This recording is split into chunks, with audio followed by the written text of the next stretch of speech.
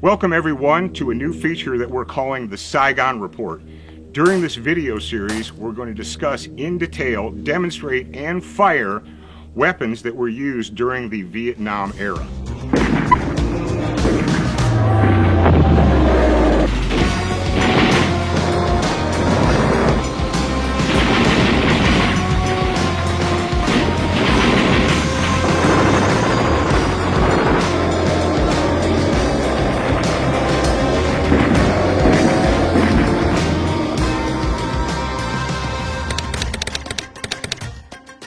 Now today, we're going to talk about the standard issue sidearm during the Vietnam War, and that would be the M1911 A1 pistol.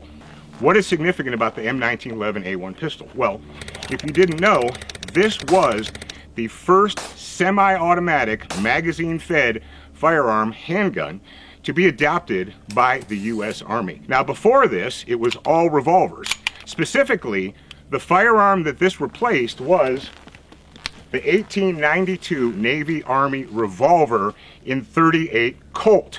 Now you should know, if you don't, that the M1911 A1 was chambered in the 45 ACP, which stands for Automatic Colt Pistol. What was significant about this? Well, number one, up to this point, all the Army sidearms either held 5 or 6 rounds. This one held 7 in the magazine plus 1 in the chamber. Single column magazine. Yes, the original 1911 magazines only held 7. You guys are like, yeah, but my 1911 holds 8. I got that because they redesigned the followers. But the originals held 7 rounds of 230 grain ball ammunition right there. Now, what you may not know is when John Browning designed this gun, he designed it so that it could be taken apart, field stripped by the average private PFC in the field using only the bottom of their magazine. If you didn't know, you could take the bottom base pad of this magazine and push it right there and it fits perfectly. That's something that Browning did very deliberately. If you're going to issue a firearm to soldiers, to troops, to the Navy, to the Marines, whatever, you want to make sure that they don't need a tool to disassemble it in the field to clean it.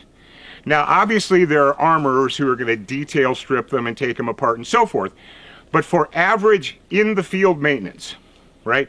Just G.I. Joe, and he's out in the desert, he's in the woods, he's in the jungle, he needs to take it apart and clean it, oil it, lube it. You don't want that guy to have a tool, a special tool. Because what have we learned over the years? We've learned that G.I. Joe will lose the tool.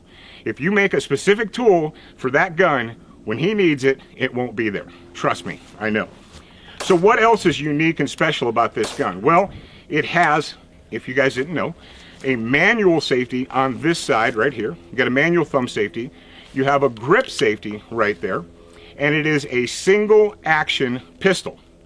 Unlike most of your modern firearms, this one was single action, and how you were taught to carry it, at least when I was a United States Marine, I was taught to carry it chamber empty, magazine inserted, loaded in the holster. Now you say, why would you want to do that? Because safety. Now, if you were going to be in an area where you knew you were going to encounter the enemy, obviously you would load it up completely, pull the hammer back, put the manual safety on, and carry it like that. Let's talk about how you would carry your gun. If you look on my side right here, you will see an all-leather black flap holster. Now, in World War II, the leather was brown. The one main change between World War II, Korea, and Vietnam was all the brown leather was transitioned over to black leather. Essentially, the holsters were the same. They went from brown to black, and they've got the ubiquitous US on them. Flap holsters with a tie down. How many people tied them down to their legs? I'm guessing not many. Who would carry this? Well, obviously officers and NCOs would carry this. A handgun was not normally standard issue for troops in the field, PFCs, privates, and so forth. If you were on a vehicle crew, you would be issued a handgun. If you were on a crew-served weapon crew, for instance, you carried the M60 machine gun, you were a mortarman or so forth, you would be issued one of these. But the average grunt, the average rifleman, would not carry a pistol. Something else that the 1911 pistol was very famous for was use by the tunnel rats. And a tunnel rat wasn't a specific MOS. You didn't join the Army or the Marine Corps and they said, okay, from this point forward, you're going to be a tunnel rat. If you were a small, slight of frame person, you ended up being a tunnel rat.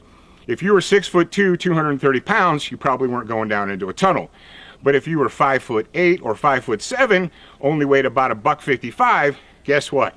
You were going down into the tunnel.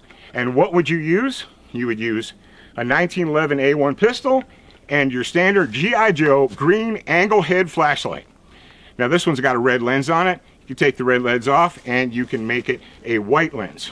And you say, but Paul, those angle head flashlights are made of plastic. They're probably pretty flimsy, right? Well, let me tell you a little story. I can tell you for a fact that the angle head flashlight with 2D batteries in it weighs about a pound or so and will split a man's skull. Take that to the bank. I've seen it happen. I know that it can happen. And you can split a man's skull and still turn the light on and use it. The tunnel rats, no surefires back then, no super cool LED bulbs, an incandescent bulb, angle head flashlight, and your 1911. That's what you had to go down into the tunnels. And they did it all the time, every day. Ladies and gentlemen, the 1911 A1, the first semi-automatic magazine-fed handgun issued to the U.S. Army, Marine Corps, Navy, Air Force, and used in Vietnam.